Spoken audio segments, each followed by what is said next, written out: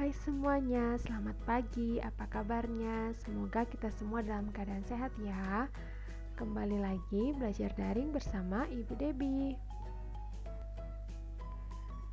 Hari ini kita akan melakukan pembelajaran daring, tapi sebelumnya, seperti biasa, kita akan berdoa menurut agama dan kepercayaan kita masing-masing. Berdoa dimulai.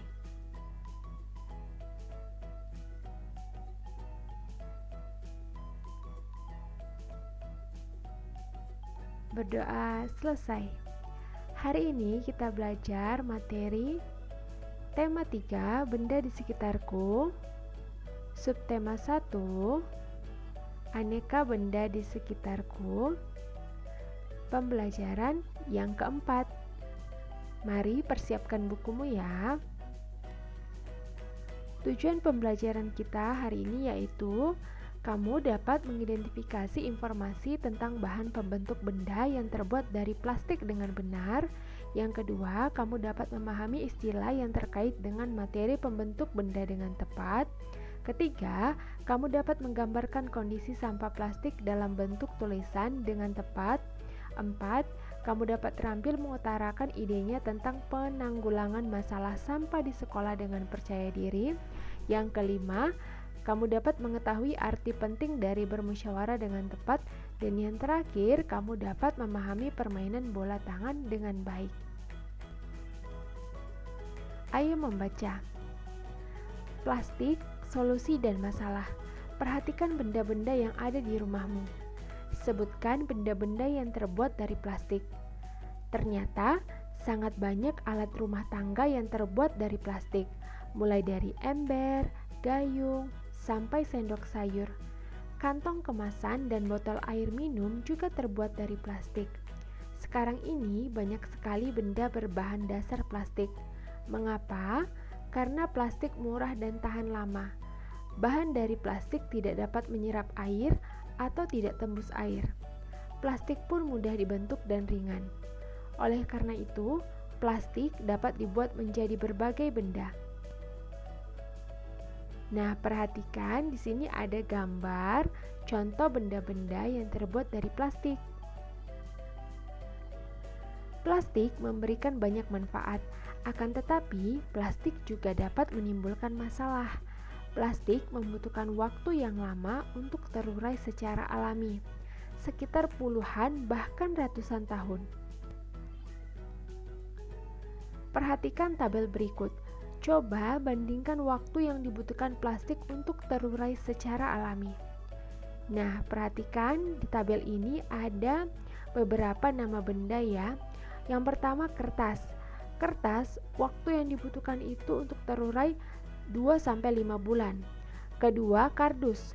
Kardus membutuhkan waktu 5 bulan. Yang ketiga, kulit jeruk. Kulit jeruk membutuhkan waktu terurai 6 bulan. Kemudian yang keempat, puntung rokok membutuhkan waktu 10 tahun. Kulit sepatu membutuhkan waktu terurai 25-40 tahun. Selanjutnya plastik atau sejenis bungkus deterjen membutuhkan waktu terurai 50-80 tahun. Lalu plastik membutuhkan waktu terurai 50-100 tahun. Selanjutnya kaleng soft drink atau aluminium membutuhkan waktu terurai 80-100 tahun. Lalu aluminium membutuhkan waktu sama ya 80-100 tahun. Selanjutnya baterai membutuhkan waktu terurai 100 tahun. Kantong plastik atau tas kresek membutuhkan waktu terurai 10-20 tahun. Dan yang terakhir styrofoam membutuhkan waktu terurainya yaitu tidak dapat diuraikan. Nah, di sini kalau untuk styrofoam ini tidak dapat diurai ya.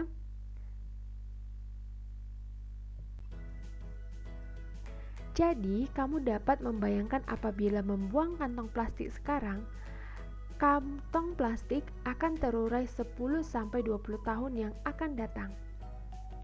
Untuk mengurangi sampah plastik dapat dilakukan dengan 3 cara.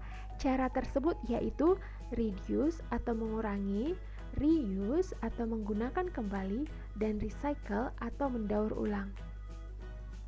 Nah, perhatikan di sini ada lambang dari reduce, reuse, dan recycle. Kalau kamu pernah perhatikan di kemasan makanan itu biasanya ada simbol seperti ini ya, apalagi di botol plastik, botol air mineral juga ada lambang dari reduce, reuse, dan recycle ini. Reduce adalah mengurangi penggunaan plastik. Contohnya, ketika berbelanja, sebaiknya membawa tas belanja sendiri sehingga tidak perlu menggunakan kantong plastik. Selanjutnya, reuse. Reuse ini adalah memanfaatkan kembali sampah plastik. Misalnya, sampah kemasan botol minuman digunakan untuk membuat pot bunga. Kemudian recycle. Recycle adalah daur ulang sampah plastik. Biasanya dilakukan di pabrik. Sampah plastik diolah menjadi barang baru yang dapat dimanfaatkan lagi. Kamu dapat membantu proses daur ulang dengan mengumpulkan dan mengelompokkan sampah plastik. Sampah plastik tidak dicampur dengan sampah lainnya. Berikan sampah plastik kepada pemulung atau petugas kebersihan. Merekalah yang akan membawanya ke pabrik daur ulang sampah. Gunakan plastik dengan bijak agar bumi selamat. Ayo berdiskusi. Kamu telah membaca wacana di atas. Kamu harus dapat mengurangi dan membatasi penggunaan bahan-bahan dari plastik. Untuk itu, lakukan kegiatan reduce atau mengurangi, reuse atau memanfaatkan kembali, dan recycle atau mendaur ulang. Apa yang dapat dilakukan untuk reduce atau mengurangi, reuse, memanfaatkan kembali, dan recycle atau mendaur ulang? Nah, perhatikan. Nah, di sini Ibu sudah buat contohnya ya. Misalnya untuk reduce, contohnya itu yang dapat kita lakukan adalah mengurangi pembelian makanan yang berbungkus plastik. Bukan berarti tidak boleh ya, kita mungkin mengurangi pembelian makanan yang berbungkus plastik. Kemudian reuse, yang dapat kita lakukan adalah memanfaatkan plastik bekas atau botol bekas untuk membuat prakarya. Misalnya untuk membuat pot bunga atau membuat hiasan-hiasan gantung, itu bisa kita manfaatkan. Yang ketiga, recycle. Nah, untuk recycle ini kita dapat melakukan yaitu mengumpulkan botol plastik bekas untuk diberikan kepada pendaur ulang. Musyawarah di lingkungan masyarakat. Menjaga kebersihan lingkungan merupakan tanggung jawab penghuninya. Misalnya, menjaga kebersihan lingkungan sekolah menjadi tanggung jawab warga sekolah. Kebersihan rumah menjadi tanggung jawab seluruh anggota keluarga. Kebersihan lingkungan masyarakat menjadi tanggung jawab semua warga masyarakat. Guna mengatasi masalah kebersihan sering dilakukan dengan musyawarah untuk pelaksanaan kerja bakti. Musyawarah kerja bakti menghasilkan keputusan mengenai pelaksanaan kerja bakti, lokasi pelaksanaan, hal-hal yang dilakukan, peralatan yang digunakan, dan sebagainya. Ayo berlatih. Plastik tidak hanya digunakan untuk membuat perlengkapan dapur dan kantong kemasan. Plastik juga digunakan untuk membuat bola, seperti bola pingpong dan bola sepak. Banyak permainan yang menggunakan bola, contohnya antara lain bola tangan. Kita akan bermain bola tangan menggunakan bola plastik. Lakukan pemanasan sebelum memulai permainan. Caranya dengan berlari keliling lapangan. Kemudian lanjutkan kegiatan mengoper bola sebagai berikut. Nah, perhatikan di sini ada contoh gambar mengoper bola. Ayo bermain bola tangan. Bacalah aturan permainannya. Nah, aturan permainan dari bermain bola tangan ini yang pertama yaitu permainan dimainkan di lapangan ya, agar lebih leluasa. Kemudian yang kedua, permainan dilakukan oleh dua kelompok. Nah, ini untuk melihat mana kelompok yang lebih cepat dalam melakukan mengoper bolanya nanti. Yang ketiga, setiap pemain harus memasukkan bola ke gawang lawan. Lalu yang keempat, bola harus dioperkan pada teman satu tim. Setiap pemain harus mengoperkan bola setelah melangkah paling banyak 5 langkah. Kemudian yang kelima, kelompok yang dapat memasukkan bola sebanyak-banyaknya ke gawang dengan melempar, itulah pemenangnya. Nah, seperti itulah aturan dari permainan bola tangan ini. Setelah memahami materi, silahkan kerjakan tugas berikut. Tapi jika kamu belum memahami materi ini, kamu boleh ulangi kembali penjelasan yang Ibu berikan tadi ya, supaya kamu lebih paham. Tugas yang pertama untuk hari ini yaitu tugas bahasa Indonesia. Nah, ini adalah tugas praktek ya. Amatilah lingkungan di rumahmu. Banyakkah sampah plastik dari kantong kemasan makanan dan minuman? Catatlah hasil pengamatanmu, berikan tanda centang jika kamu menemukannya. Jadi kamu mengamati lingkungan di rumahmu. Kamu perhatikan apakah di lingkungan rumahmu itu ada sampah plastik dari kantong kemasan makanan dan minuman. Nah, jika ada nanti kamu tuliskan untuk lokasinya ya.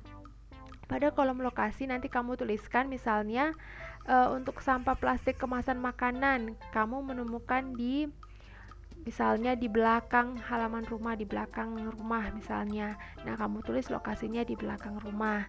Lalu misalnya kamu kalau menemukan sampah plastik kemasan makanan, maka kamu hanya centang di kolom sampah plastik kemasan makanan. Ya, atau misalnya kamu dapat menemukan dua-dua juga boleh.